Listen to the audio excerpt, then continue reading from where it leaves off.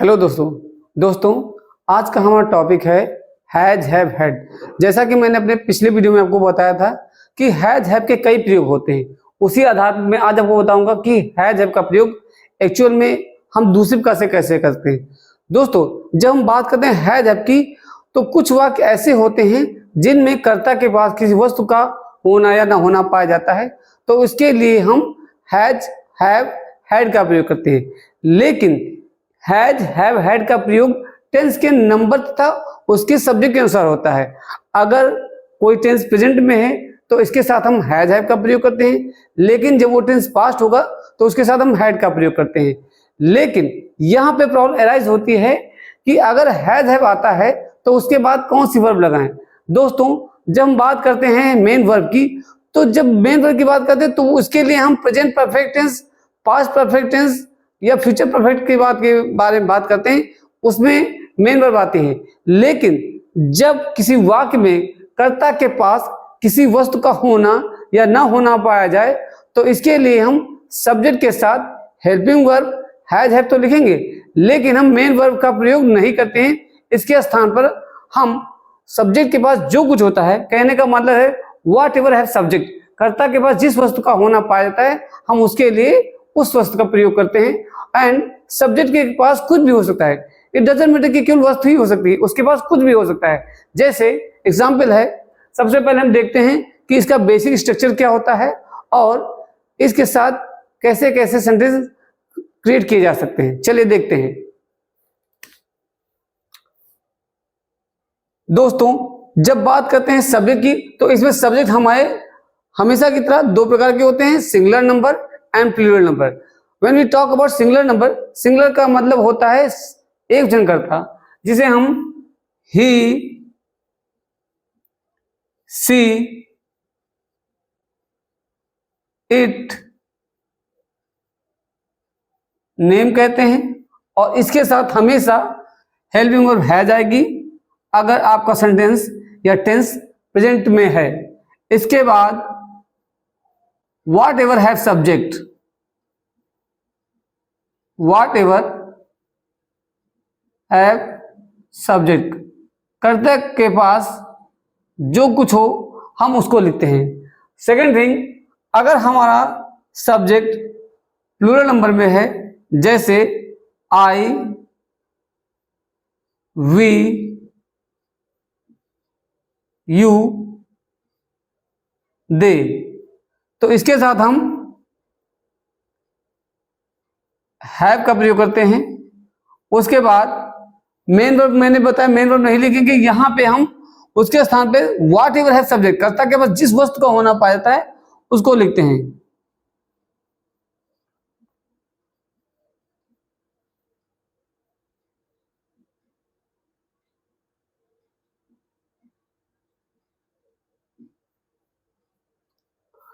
जैसे सेंटेंस लिखा है,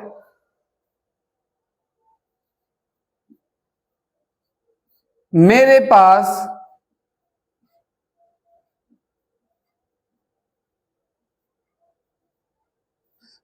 सब कुछ है।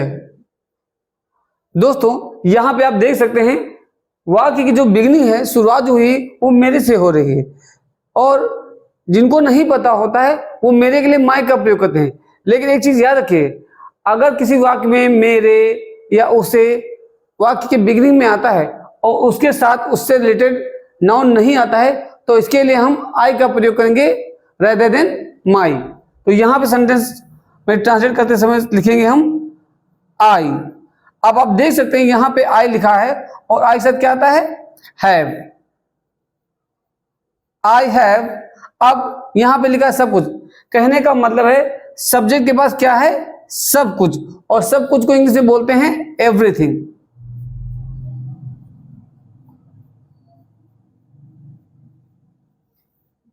I have everything. नेक्स्ट है, उसके पास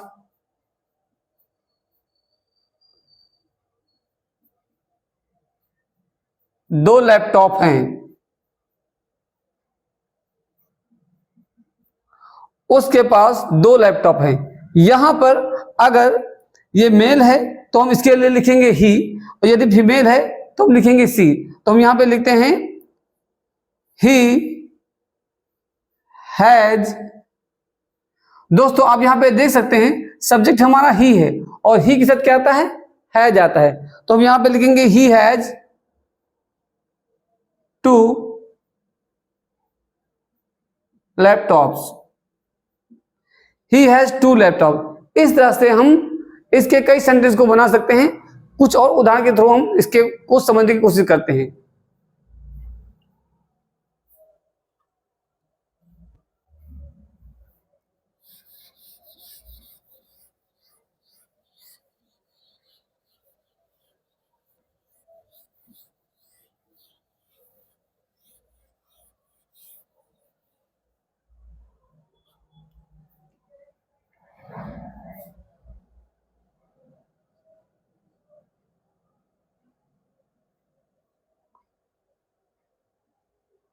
तुम्हारे पास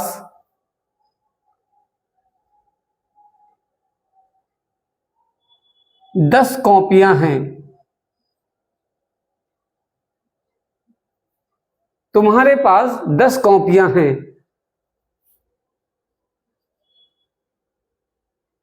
यू हैव 10 कॉपीज। दोस्तों जरूरी नहीं है कि वाक्य में पास है, कभी कभी कुछ सेंस नहीं भी होता है। कहने का मतलब हिंदी का पास ना होते भी हम इसके स्थान पे हम हैज हैव का प्रयोग करते हैं। जैसे सेंटेंस लिखा हुआ है और इसमें याद रखिएगा मे का भी सेंस आता है, मे है। जैसे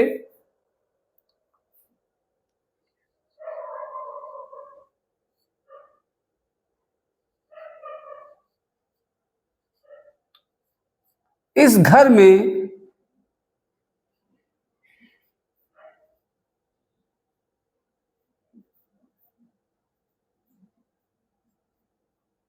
इस घर में 2 कमरे हैं। आप दोस्त देख सकते हैं यहाँ पे कि यहाँ पे हिंदी का पास नहीं आया है, लेकिन सेंस हमारा वही आ रहा है कि इस घर में, मतलब यहाँ पे लिखा है में 2 कमरे हैं। तो जब हम ऐसे वाक्य का ट्रांसलेट करेंगे तो सबसे पहले हमें देखना होगा कि सब्जेक्ट क्या है। यहाँ पे सब्जेक्ट क्लियर नहीं हो रहा है, लेकिन कहने का मतलब है सब्जेक्ट यहाँ पे है इस घर में। तो इंग्लिश में इस घर को बोलते हैं दिस हाउस।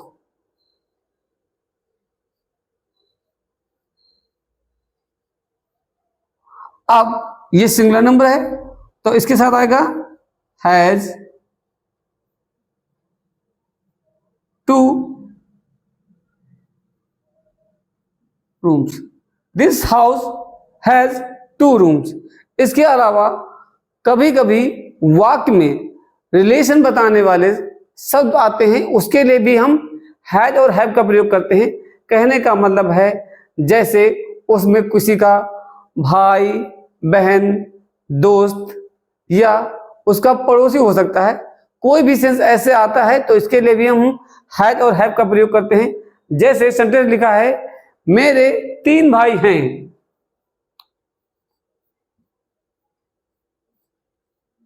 मेरे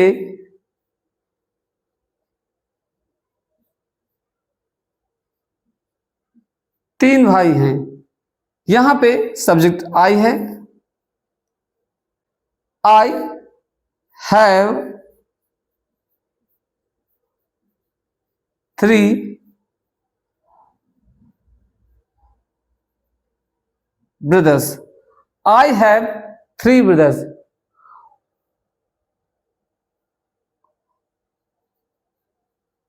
अमन की 4 बहनें हैं।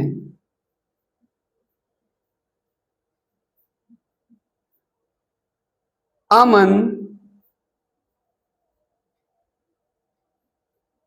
has 4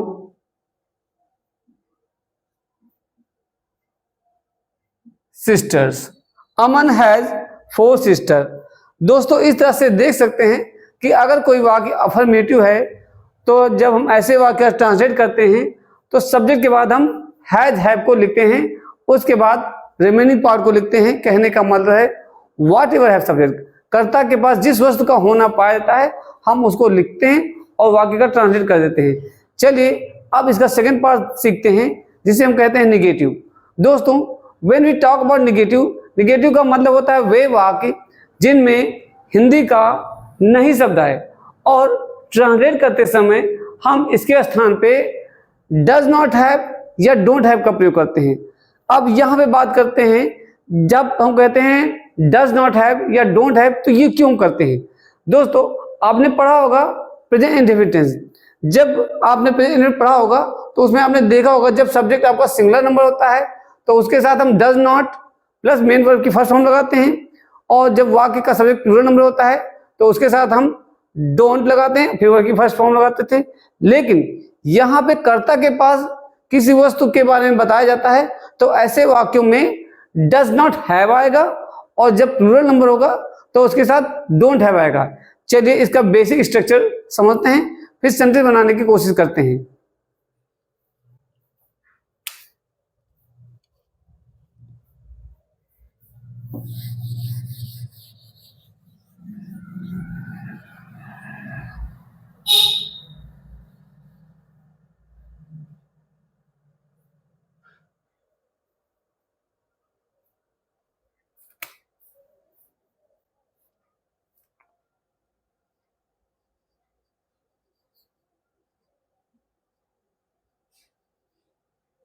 negative, when we talk about negative, negative का बेसिक स्ट्रक्चर होता है, इसमें सबसे पहले हम देखते हैं कि सब्जेक्ट क्या है। यदि सब्जेक्ट आपका सिंगुलर नंबर है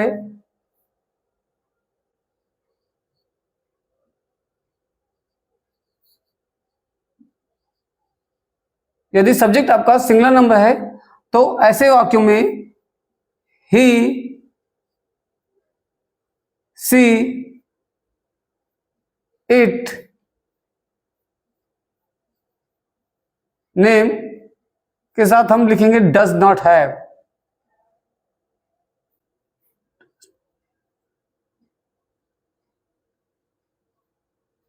इसके बाद व्हाट एवर हैव सब्जेक्ट, कहने का मतलब कर्ता के पास जिस वस्तु का के बारे में बात की जाए उसको हम लिखते हैं।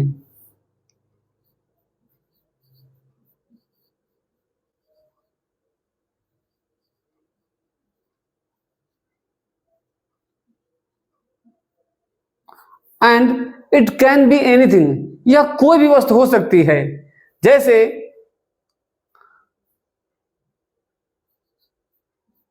मेरे पास पैसे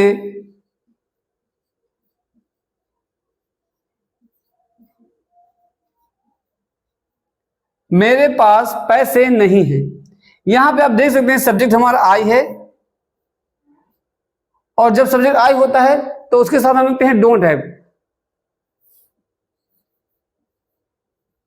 आई डोंट हैव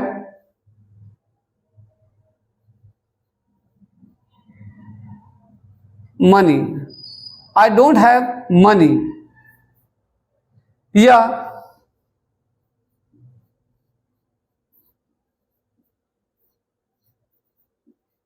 सतीश के पास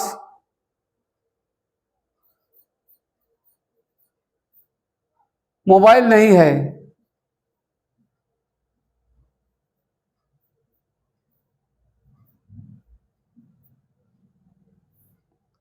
सतीश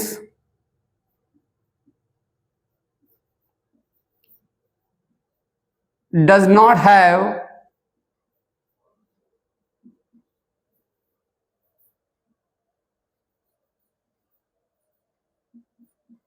मोबाइल।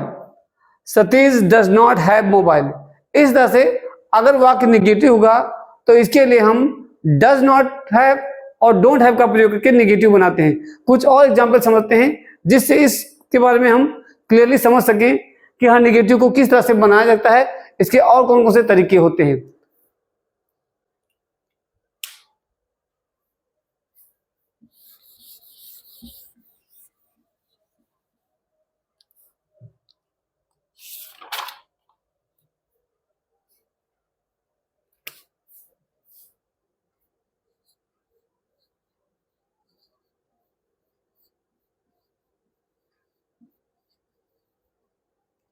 दोस्तों जैसे मैंने आपको पहले ही बताया था कि अगर सब्जेक्ट सिंगुलर नंबर होता है तो उसके साथ does not have. In the same way अगर सब्जेक्ट आपका प्लूरल नंबर होगा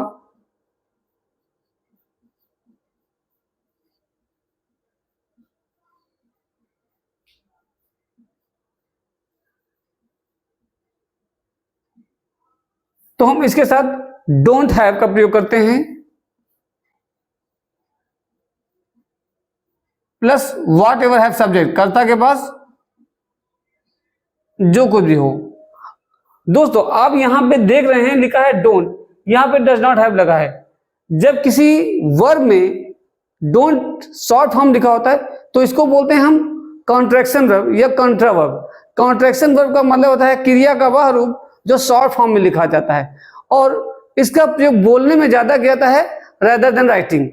कहने का मतलब ये है कि जब हम किसी चीज को बोलते हैं इंग्लिश में तो इंग्लिश में ज्यादातर शॉर्ट फॉर्म को बोला जाता है, इसी को हम बोलते हैं कॉन्ट्रैक्शन वर्ब। जैसे अगर इसको फुल फॉर्म में लिखा जाए तो इसे बोलेंगे डू नॉट, इसी को शॉर्ट फॉर्म में हम बोलते हैं डोंट या कैन नॉट, इसको हम बोलते हैं कांट या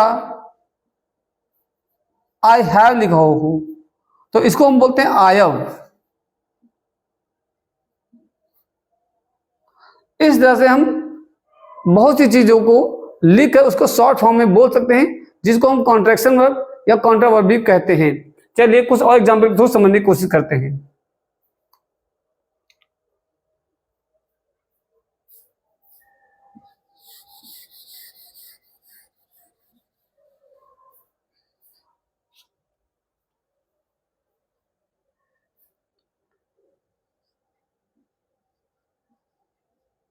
मेरे पास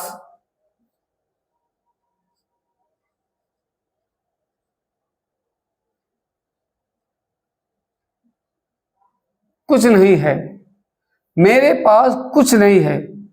आई डोंट हैव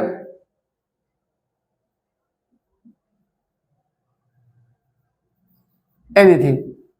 दोस्तों एक चीज याद रखिएगा, अगर किसी वाक्य में कुछ नहीं लिखा हो और वाक्य निगेटिव हो तो इसके लिए हम एनीथिंग लिखेंगे, और अगर हम इसको सेकंड टाइप से बनाना चाहें तो हम इसको बना सकते हैं आई हैव नथिंग। तब हम डोंट का प्रयोग नहीं करेंगे क्योंकि एक वाक्य में दो निगेटिव सेंस के वर्ड्स नहीं आते हैं।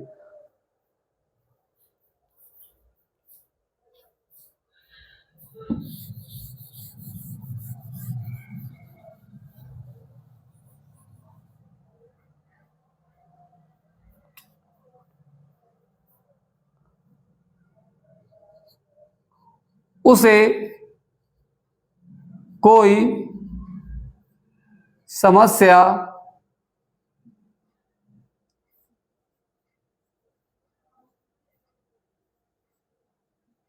नहीं है, उसे कोई समस्या नहीं है। He does not have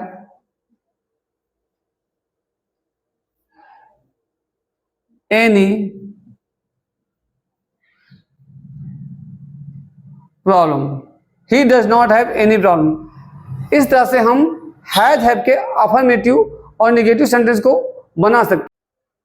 hello दोस्तों पिछली क्लास में मैंने आपको पढ़ाया था कि अफर्मेटिव और नेगेटिव कैसे बनाते हैं। आज हम उसी सेकंड पार्ट में देखते हैं कि वाक्य के इंट्रोगेटिव कैसे बनाए जाते हैं तथा इसके बेसिक फंडामेंटल या बेसिक रूल्स क्या होते हैं। दोस्तों जब हम बात करते हैं हैज हैव की, हैज हैव का प्रयोग मेनली जब कर्ता के पास किसी वस्तु का होना या न होना पाया जाए उसके लिए हम करते हैं। लेकिन अब हम सीखेंगे कि ऐसे वाक्य को इंट्रोगेटिव कैसे बनाते हैं। इंट्रोगेटिव बनाने के लिए सबसे पहले हमें यह देखना पड़ता है कि इंट्रोगेटिव का टाइप कौन सा है, whether it is first type और second type. When we talk about first type का मतलब होता है वे वाक्य जिनमें क्या वाक्य के बिगिनिंग में आता है, और when we talk about WH family वे वाक्य जिनमें क्या, कहाँ, कैसे, कौन आदि सब वाक्य के बीच में आते हैं, तो ऐसे वाक्यों को हम बोलते हैं सेकेंड टाइप इंट्रोगेटिव। अब इनके कुछ बेसिक स्ट्रक्चर्स होते हैं जो मैंने ऑलरेडी बोर्ड पे लिखा हुआ है, आप देख सकते हैं और इनको नोट भी कर सकते हैं। जैसे यहाँ पे लिखा है यस और no type. When we talk about yes और नो टाइप, कहने का मतलब है वे वाक्य जिनमें हम हाँ और ना में उत्तर देते हैं, उसे हम बोलते हैं यस और नो टाइप। और इसको बनाने के लिए सबसे पहले में ये देखना होता है what is our subject. If our subject is singular number तो हम इसके लिए डज का प्रयोग करते हैं, और if our subject is plural number when, तो हम यहाँ पे इसके लिए डू का प्रयोग करेंगे। उसके बाद on the basis of subject remaining part लिखते हैं। कहने का मतलब होता है अगर सब्जेक्ट सिंगुलर है तो डज, यदि सब्जेक्ट प्लूरल है तो हम डू का प्रयोग करेंगे। उसके बाद subject, have and what ever have subject. यहाँ पे व्हाट एवर हैव सब्जेक्ट का मतलब कर्ता के पास जो कुछ हो, कोई भी वस्तु हम उसको इंग्लिश में लिखते हैं। सेकंड यहाँ पे लिखा है if sentence is interrogative negative. अगर वाक्य इंट्रोगेटिव निगेटिव होगा तो इसके लिए सबसे पहले डू या डज लिखेंगे, फिर सब्जेक्ट, उसके बाद नॉट, हैव, फिर what ever have subject. Example के थ्रू हम समझने की कोशिश करते हैं, उससे और क्लियर हो जाएगा कि ये बेसिक स्ट्रक्चर कैसे बनाए जाते हैं। चलिए देखते हैं।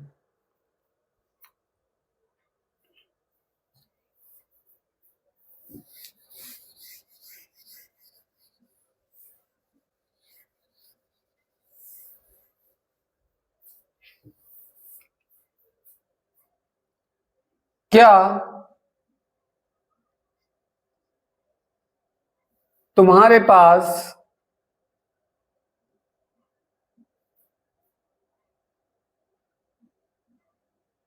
दो पेन हैं? दोस्तों you can see over here, यहाँ पे क्या वाक्य के बिगिनिंग में आ रहा है, तो हम इसके लिए व्हाट का प्रयोग नहीं करेंगे। हमें ये देखना पड़ता है कि वाक्य का सब्जेक्ट क्या है। यहाँ पे वाक्य का जो सब्जेक्ट है वो तुम्हारा है, जो कि प्लूरल नंबर है, तो इसके लिए हम सबसे पहले लिखेंगे do you have two pens. Do you have two pens. In the same way अगर सब्जेक्ट हमारा सिंगुलर नंबर हो,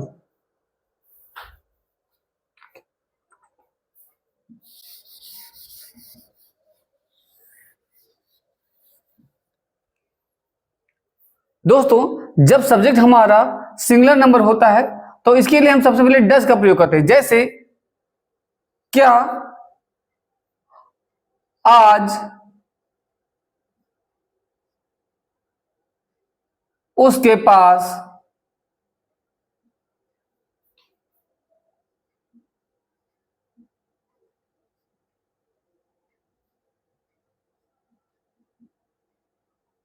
क्या आज उसके पास सब कुछ है? तो यहां पे हमारा सब्जेक्ट है उसके पास, जो कि सिंगुलर नंबर है, तो यहां पे सबसे पहले लिखेंगे does he have everything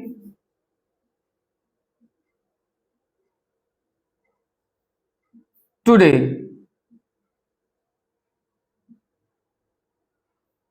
does he have everything today. In the same way अगर वाक्य इंट्रोगेटिव निगेटिव हो, कहने का मतलब है यदि वाक्य इंट्रोगेटिव निगेटिव होता है तो याद रखिएगा ऐसे वाक्यों में सब्जेक्ट के बाद नॉट और हैव से पहले ही नॉट का प्रयोग किया जाता है। चलिए देखते हैं।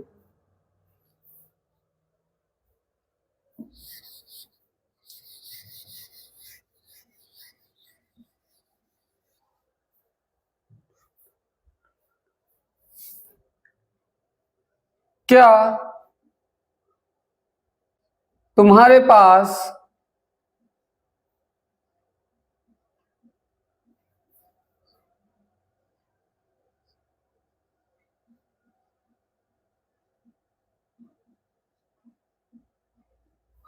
क्या तुम्हारे पास कुछ नहीं है? डू यू नॉट हैव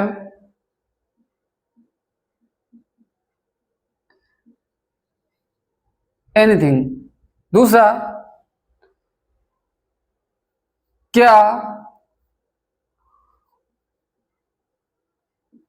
उसके पास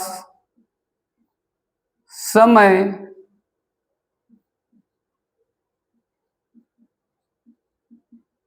नहीं है? Does he not have time? Does he not have time. इस तरह से देख सकते हैं, यदि वाक्य फर्स्ट टाइप इंट्रोगेटिव होगा तो ऐसे वाक्य को जब हम ट्रांसलेट करते हैं तो इसके लिए हम सबसे पहले on the basis of subject and it's subject number, सबसे पहले हम डू या डज लिखेंगे, उसके बाद सब्जेक्ट, देन हैव, उसके बाद what ever have subject and question mark. अब देखते हैं सेकेंड टाइप क्या होते हैं तथा इनकी आइडेंटिटी क्या होती है। दोस्तों, I have told you about it. यदि क्या, कहां, कैसे वाक्य के बीच में आता है तो फर्स्ट ऑफ ऑल इनकी इंग्लिश लिखेंगे, उसके बाद on the basis of subject and its number we will bring do और डज, जो मैंने आपको ऑलरेडी बोर्ड पे बताया हुआ है। डब्ल्यू एच डू या does, subject have, whatever have subject. जैसे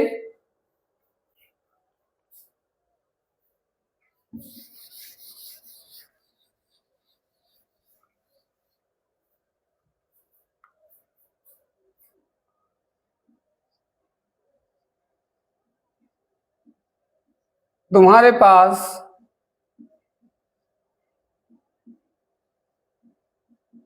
क्या है?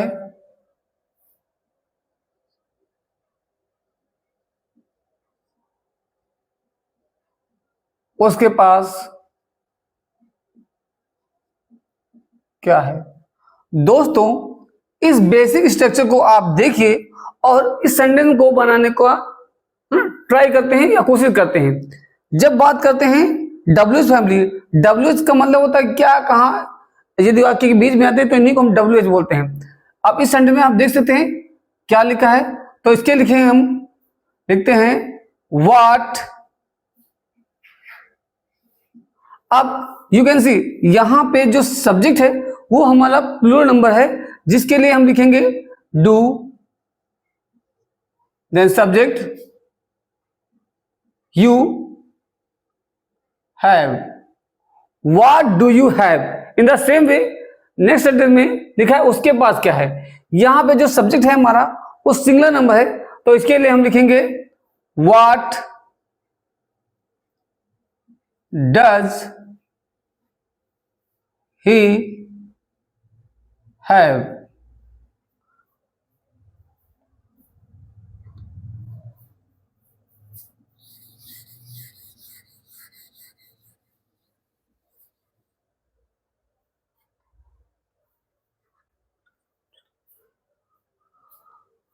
कुछ और एग्जाम्पल को समझते हैं।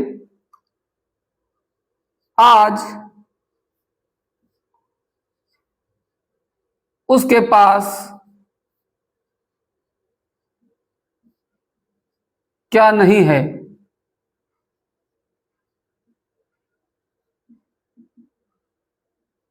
आज उसके पास क्या नहीं है? व्हाट डज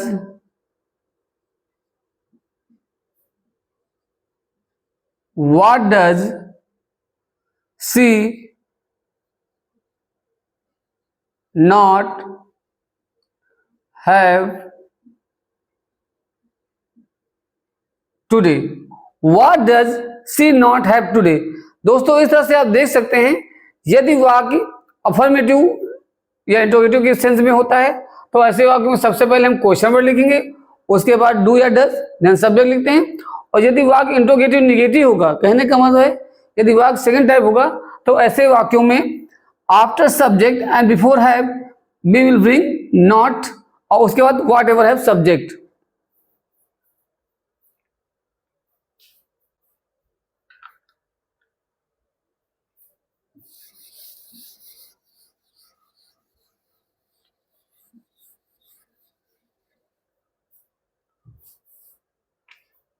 दूसरा,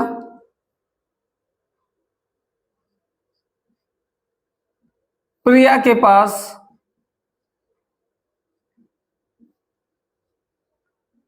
क्या है? प्रिया के पास क्या है जो तुम्हारे पास नहीं?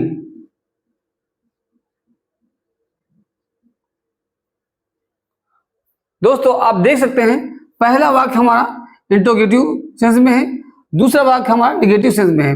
अब जब इस तरह के वाक्यों को हम ट्रांसलेट करते हैं तो सबसे पहले लिखेंगे what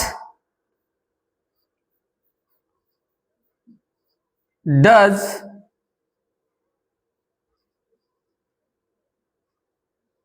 Priya have? What does Priya have which you don't have? इस तरह से दोस्तों हम सेकंड टाइप के इंट्रोगेटिव के सेंटेंस बनाते हैं। मिलते हैं अपने अगले वीडियो में, जिसमें मैं आपको बताऊंगा कि हैड का प्रयोग क्या होता है तथा इसके अफर्मेटिव, नेगेटिव तथा इंट्रोगेटिव सेंटेंस कैसे बनाते हैं। Thank you so much.